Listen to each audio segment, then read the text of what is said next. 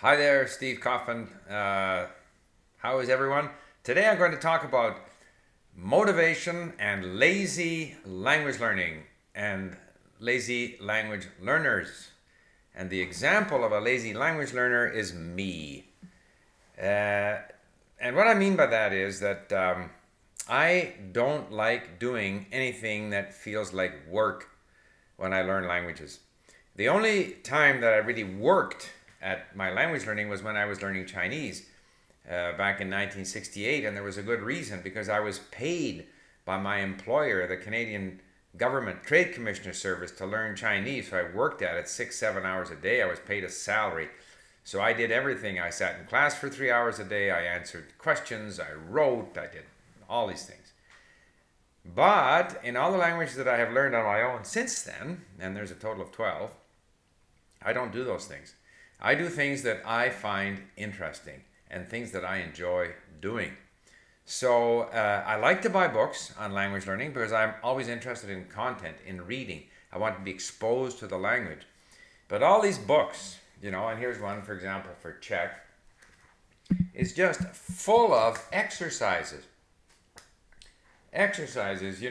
Fill in the blanks in the sentences and connect this to that, and explain why in the story so and so visited her cousin. And I never do those. I hate doing them, and I don't do them because I'm too lazy. I don't do stacks of flashcards. I flashcard in a very haphazard way when I feel like doing it. I might typically go through a list of words before I read a lesson at Link, going through the words that I have already started to learn, my yellow saved links, and I go through them in flashcards. But when I do flashcards, I don't try and scratch my head to guess at the meaning of something. I put everything on the front side of the flashcard. The word in the foreign language in Czech, the what we call the hint, which is the suggested meaning, and the captured phrase. I see them on the face of the flashcard, and I just go through them very quickly. It's just exposure. I don't try to force myself to think. I don't like. I do review grammar, but again, not with the objective that I'm going to learn it. It's just exposure, just like the flashcard is exposure. But most of my time I spend doing interesting things. So yeah, I'm lazy. I won't go to class. What else don't I like to do? What else is there? Answer questions. Yeah, because I know, also, so I like to read things of interest, but I will also review beginner material. And this is another thing. When I start into my beginner books, Teach Yourself or whatever it might be, or beginner lessons at Link, I know that I'll be back at those in a month, in 3 months, in 6 months, and it'll be easier every time. So I'm not concerned about mastering anything. I don't try to memorize tables. I'm too lazy to try to memorize tables. I don't read out loud. I don't learn the International Phonetic Alphabet. I don't never use it. I just listen. And at first the pronunciation is difficult, and there's things that I miss at first and then I get later on. There's always this idea that we aren't going to notice things the first time around when we'll notice them later on. So I'm quite comfortable to just let it go.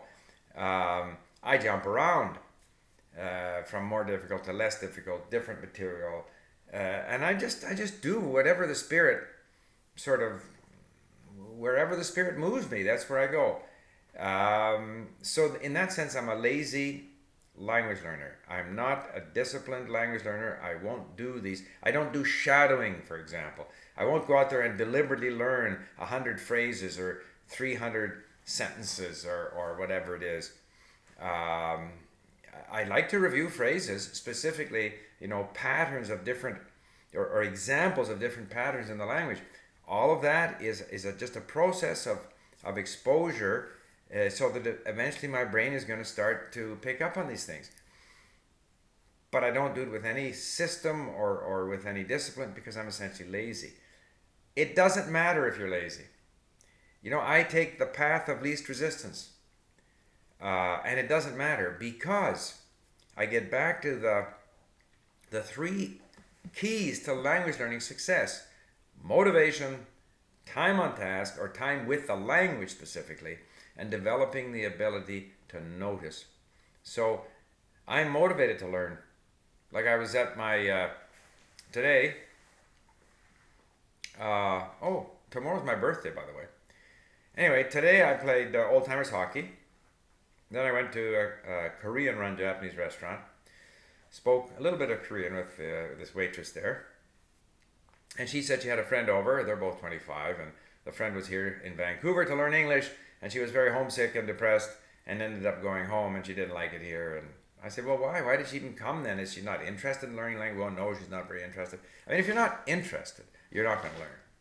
So the fundamental thing is to be interested, motivated, interested, like it, want to do it. That's 70% of it. If you've got that, the details of what you do are less important. The second thing is, not only am I motivated, but I spend a lot of time at it. Mostly it's listening. Like today I did, I think I did the latest episode from Jak to vidí on Czech radio. Went through it on link, saving all the words and phrases, which then I can read later on my iPad. While driving to hockey, I listened to some Korean because I found a Korean book. I like to buy books. I bought this in Beijing quite a few years ago. Never got around to looking at it, but it's not bad. So I was listening to this in the car, Korean. And as I say, I went to lunch, chatted with the Korean waitress there for a while. In fact, that was the motivation. I wanted to get my Korean up to where I could perhaps chat her up a little bit. Did this book. Then I went to the office, worked a bit. Then I came home, and I like to work out the day I play my hockey. Get rid of the lactic acid in your legs kind of thing. So I get on my stepper, and I read that Czech text that I had gone through and saved all the links from on the computer in the morning. Did that for 20 minutes, and then I lifted some weights for another 20 minutes while listening to some more Czech. So that's how I get in my language. So I spend the time.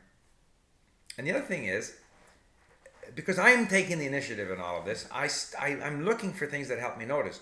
So I do review grammar. I do go back to simple dialogues. I'm always trying to pay attention when I listen and read. So I start to notice the different, declensions and cases in Czech and all this kind of stuff. So motivation, time with the language, and learning to notice. If you do those things, you can be a lazy language learner, but you have to be motivated. And if we talk about motivation, I think a lot of the things that language learners are asked to do, forced to do, the things that are pushed at them, trying to learn the declension tables, learn the conjugation tables, answering these questions, explain this in the text, why, multiple choice. I think that's demotivating because, as I said in a recent video, in terms of motivation for a worker, they found that rather than monetary reward, independence, a sense of mastery, and a sense of purpose are extremely motivating. So if a learner is allowed to choose the language, choose what to learn, choose when to learn, that's independence. If they have this sense that they're gradually gaining more and more mastery over the language, that's more important than responding to a specific question from a teacher. So mastery and then purpose. That Korean girl who came to Vancouver, she didn't know why she came. She wasn't, but as 25, I'm sure her parents weren't paying for it. She paid her own way, presumably, to come here to study English. She's not interested. She goes home. There has to be a sense of purpose. So if you have those things that motivate you, you spend the time with the language, and you work on that, developing that alertness, attentiveness, that ability to notice how the language works. That's all you need. You can be a lazy language learner, and you can still succeed. Thank you for listening. Bye for now.